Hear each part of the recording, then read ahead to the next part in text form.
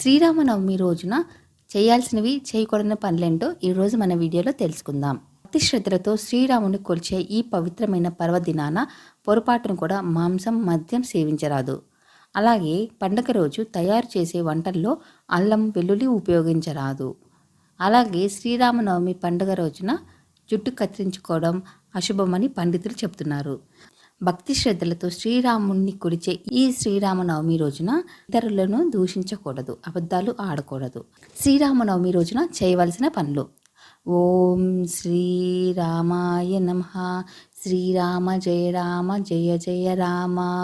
ఓం దశరథ తనయాయ విద్మహే సీతావల్లభాయ ధీమహి తన్నో రామ ప్రచోదయాత్ అనే ఈ మంత్రాన్ని జపిస్తూ శ్రీరామనవమి రోజున శ్రీరాముని పూజించడం వల్ల ఆయన అనుగ్రహం లభిస్తుంది.